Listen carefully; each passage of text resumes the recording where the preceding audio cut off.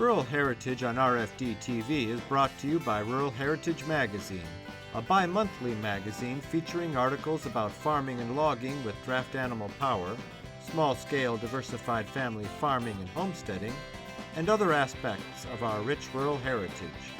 Rural Heritage Magazine, borrowing from yesterday to do the work of today. For subscription information, please call 319-362-3027 or order online at www.ruralheritage.com.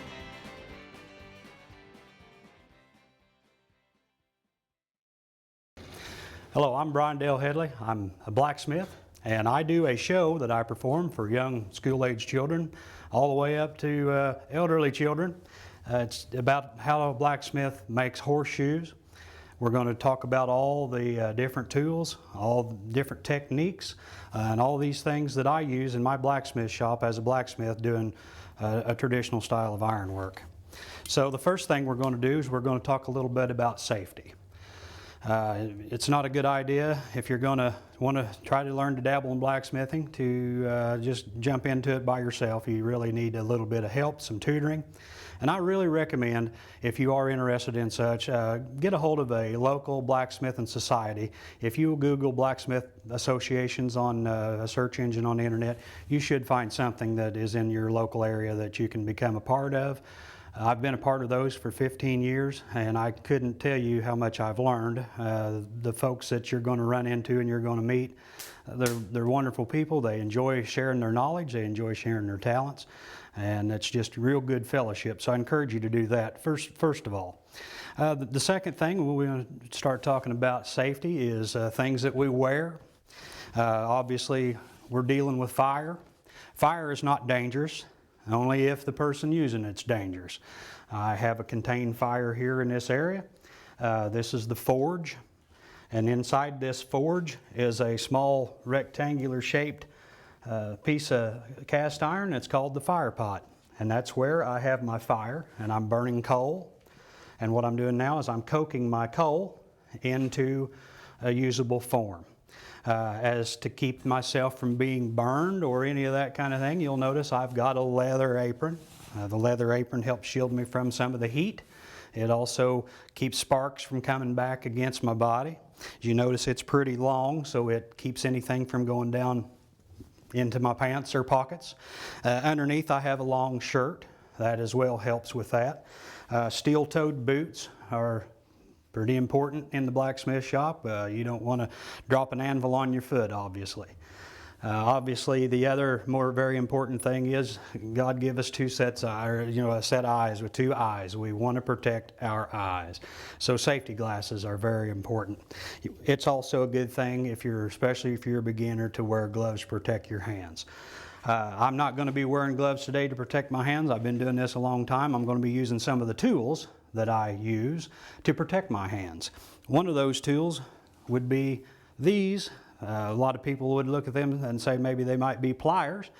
These are what we call tongs. The tongs are just an extension of my hand. Everything in the blacksmith shop should be treated as it's hot and picked up with something else besides your fingers until you know it's definitely not hot, that you can handle it.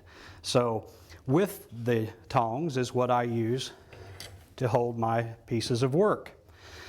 This will be the piece that we're working on today. It's just a cold piece of steel, 1/4 inch key stock. Now we've got the forge. We talked about the forge in front of us. This piece back here, it looks like a fan, and that is what it is. It's called the blower. There's a lot of different styles and types of blowers. This one here, not sure when it was made, but it would have been, a 1900 type blower. As I turn the handle, it's pulling air from outside into the turning fan blades. It pushes the air and drives the air through the system of piping underneath and back up into the fire. And we all know what happens whenever you put air to a fire. You give it the oxygen it needs to burn hotter and larger, and that's what we use to get our piece of metal to take the heat and to bring the temperature of our fire up to a welding temperature, or just any temperature to bring heat to where we can make our bends or whatever have you. Okay, so we've discussed a little bit about this. We're going to put our piece of metal in the fire here, and we're going to let that soak up some heat while we're talking about a few other things. Now, this here is probably the most important part and piece in the blacksmith shop. This is kind of the centerpiece of the blacksmith shop. It's called an anvil. There's a lot of different styles and sizes, weights of anvils. This one here is a 200-pound anvil. It's nice and solid, got a nice solid top on it, nice and wide for me to lay my hot metal on and hit it with the hammer. And when I hit it with the hammer, it's going to make the metal do all kinds of different things. And there's all kinds of different sizes and shapes of hammers that we use in the blacksmith trade. These are just a few examples. This is the hammer I use most of the time for everything that I've made for the last 15 years has been made with this one hammer. These other hammers I use in various circumstances when I want to do something a little different with the metal I'm working. You might be wondering what this character is. And a lot of the young kids say that this is a dunce's cap. That's one of my favorites that they call it. But it is a cone anvil or a cone mandrel. It's got a nice long cylindrical shape. As it goes down toward the bottom, it gets larger. This tool, primary use in the day when it was most popular, was for forming the rings that made up for hubs on wagon wheels. Little tap there. As you can see, that's just exactly what this ring was made for. And I'd like to note, if we can see right here where my fingers are, there's a lump of metal there. What that lump of metal is, the blacksmith took a long band and he formed it into a circular shape, and he left just enough overlapping to do a forge weld. And that's where these two ends that once was a band came together to form the loop and was forge welded together right here. And I can see the seams of that and the lump as well. And that's what true blacksmithing is. That is how blacksmithing was done before electricity. So he would form the rest of the shape on the cone to provide a nice, good, tight fit for the hub on the wagon wheel. I use it for making bends and loops and shepherd's hooks. Nice rings, if you want to form a perfect ring. You can't form a perfect ring on the horn of the anvil because the horn of the anvil is not round. It's got an egg shape to it. So keep that in mind, it's not round. And I won't be using it to form my horseshoe today. I'm going to use this because it's up here high. You can see it real well. Now let's move on to the next piece. Might wonder what this is. Might not have ever seen one of these. This is called a swage block. And it has different swages in it for me to do different things, make different kind of tools. You've got a large ladle swage right here. Another smaller yet. Here's a spoon swage, another spoon swage. We flip it over to the other side. It's got a couple large spoon swages, and then it's got this one large shovel swage. And as you can see, I took a piece of metal and got it hot and laid it inside that and formed that just exactly to the swage of that and formed a shovel. So all these little things are used for all kinds of different purposes, for me to form metal, for me to bend metal. So we'll go back over here to the forge, and we're going to turn our blower. And what's going on here, as we've already described, is we're pulling air in here, we're forcing it underneath, right back up into the fire. The fire's getting hotter. So is the piece of steel that we have inside.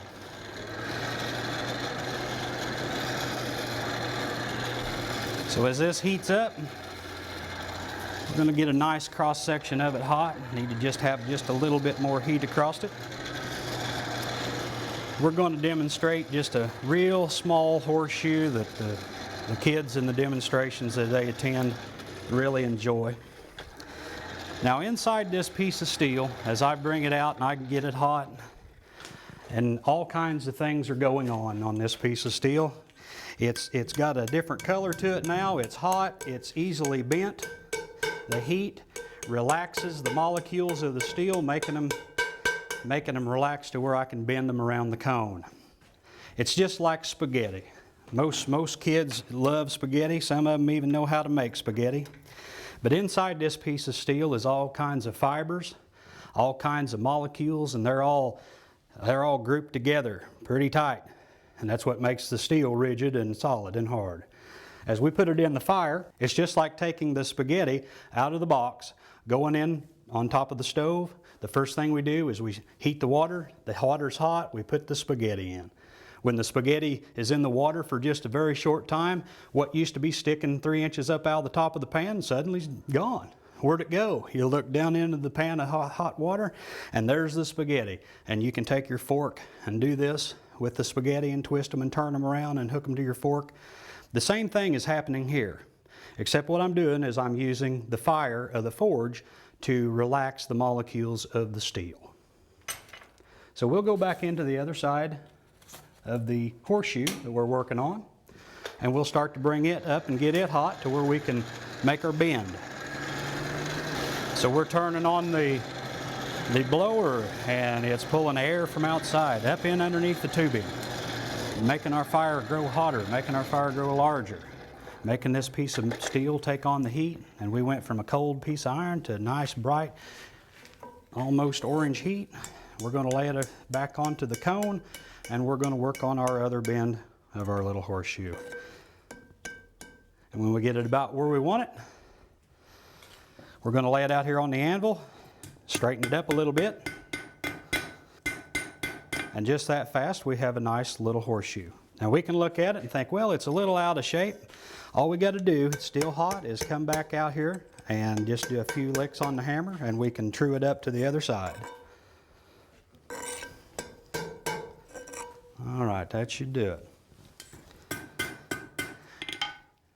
So here we have a real simple demonstration using all the tools of the blacksmith shop, using spaghetti as a learning tool to teach children the molecular structure, the science behind why steel bends when it's hot, and we make a nice little gift. At this point, I go and I ask the kids a question, and I choose one of those young children to answer a certain question specific about the demonstration we did. It could have been, what did I say these were? And the child who answers tongs wins the horseshoe. So they all enjoy the whole demonstration, and the last thing to do is put this in the water and finish the demonstration of describing what just happened there. Now, just as that spaghetti in that box was tall and rigid and solid when we took it out of the box before we placed it in the water, this piece here was a hard piece of steel. We put it in the fire, all those strands and all the fibers that make up this piece of steel all relaxed and became pliable and became to where we could bend them and twist them if we wanted to. Now, just the opposite just happened then. We went down into the cold water. The cold water draws all the heat out of the steel just violently. Everything tightens back up to the way it was, and it holds its form now. So we have what makes the hard horseshoe. We hope you enjoyed this demonstration. For almost 40 years, Rural Heritage Magazine has helped readers borrow from yesterday to do the work of today. The magazine is packed with stories and information about farming and logging with draft animal power, as well as other aspects of our rich rural heritage. If you or someone you know wants to run a self-sufficient, diversified family farm, or just learn how to make a weekend hobby farm more productive, Rural Heritage Magazine is a smart choice. Articles cover a wide range of interesting and useful topics and are written by people living on the land doing the work they write about. A one-year subscription is $34.95 for 6 issues, 24% off the newsstand price. Sign up for 2 years and save even more. Order online at www.ruralheritage.com or by calling 319-362-3027.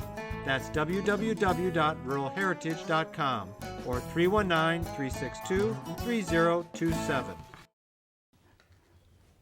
Hello, today I'm going to introduce you to a real neat little blacksmith project. This is called a folded cross, and I've started with a piece of 1/2 inch by 1/2 inch square steel, about 3 inches long, 3.5 inches long. I've already made the cuts required to make the folding of the cross. I decided to do this project because so many things have happened in my life that has been a blessing from God as far as where I've been led. And I found it fitting that I should do this today. I'm going to put this piece of metal in the fire, and I'm going to kind of refer to this piece of metal as you and I, if that's all right. I'm going to put this piece of metal into the fire, and we're going to we're going to say that this fire here is the refining fire of God. It's quoted many times in the Bible, the Old and New Testament, of how God works as a refiner's fire in our lives, and He changes us through trials that we face. As I began to think about this project, I began to remember some Bible verses that come to mind, and especially Malachi chapter 3, verse 3, where it was written that He will sit as a purifier and refiner of silver. That might not sound something like, well, what does that mean? I think what that means is you gotta think of the silversmith. As the silversmith takes ingots of raw silver and places them in the crucible, he has to sit and hold the silver in the crucible above the hottest part of the fire, keeping constant watch over the fire, because at just the right time is when the silver comes to its purest form. If it goes longer than that, the silver can be ruined, and if it isn't long enough, the silver isn't as pure as it needs to be. The silversmith knows exactly when the silver is just right, when he can see his own image in the mirrored finish of the silver. And when I hear that, and when I think about that, what it tells me is that God holds us in trials that we ask and wonder about, and we're not sure why we're in that trial, why this might be happening to us. But the thing to keep in mind through everything that happens is that the whole time God has given us His Word that He will be holding us in His hand as a silversmith, watching us through the whole trial. And as Christian, that gives us great hope. That gives us the hope to know that we're not alone, that God is watching out for us, and He's going to keep a close eye on it, because the Bible says in that passage that He will be watching our situation until we're purified as that silver, and He's looking at you and I up to that point till when He can see His image in us. And I think that's a very important thing to remember as we go through our daily walk with Christ, that we're not alone. So I began to think how my blacksmithing, it dawned on me, has kind of an impact the same way, and some of the trials that I've faced in my life over years. Everybody's heard, what doesn't kill you makes you stronger. That may not be a Bible passage, but that does hold truth, especially in this situation. God promised us that He wouldn't place any more on us than what we could handle. And as I go into this piece of metal here into the fire that is representing my trial, it reminds me that God is ever watching over me, and He's going to not let me be consumed by the fire, but He's going to use the fire to mold me into more of what He wants to see in me. So we're going to work on this just a little bit as He forges my thoughts and my actions into something that He's more pleased with than what it is that I am today.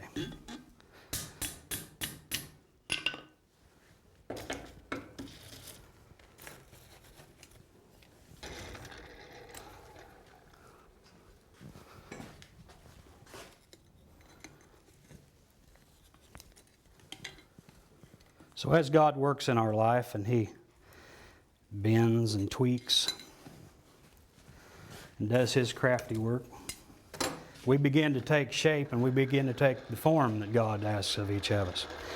And as we realize that God is the master crafter, God is the master smith of all crafts,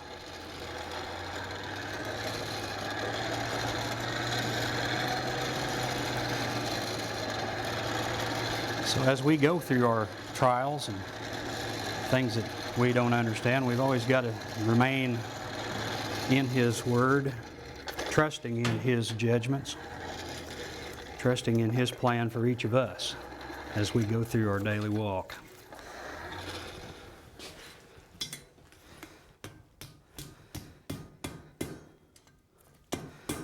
And when we do the things that God commands us and the things that God asks us to do, over time we start to take that form and we start to become exactly what God wants us to be. And we really truly begin to feel the wonderful grace that God has for each of us if we will only follow. And when God's all said and done, we turn into the folded cross. I sure hope you've enjoyed this message as much as I've enjoyed bringing it to you.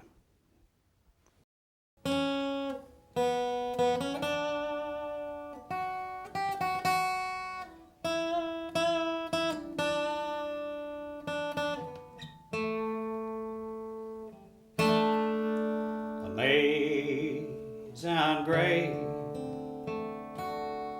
oh how sweet the sound that saved a sinner like me. Well, I once was lost, but now I'm found. And I was blind, but now, oh now I see. And it was grace that taught my heart to fear, and grace my fears relieved. How precious did that grace appear, the hour that I first believed.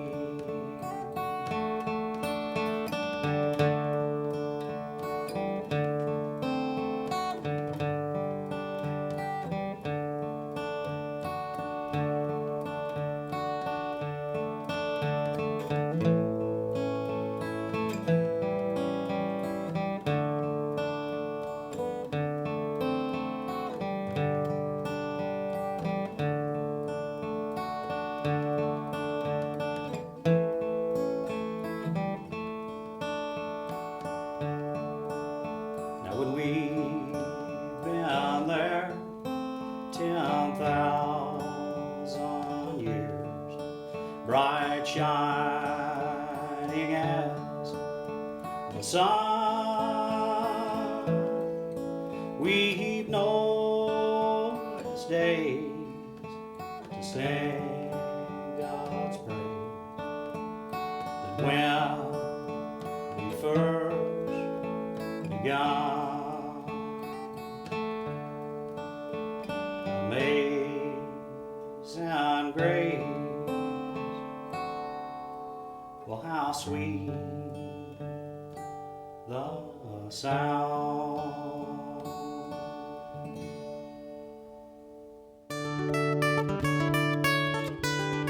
This program is available for purchase. To order your copy, please call 319-362-3027 or visit www.ruralheritage.com. Rural Heritage is a bi-monthly magazine dedicated to draft animal farming and logging, as well as other aspects of our rich rural heritage. It is published by Mishka Press, which also offers a complete line of Back to the Land books, DVDs, and calendars. Call or write for a catalog or subscription information, or visit our website at www.ruralheritage.com.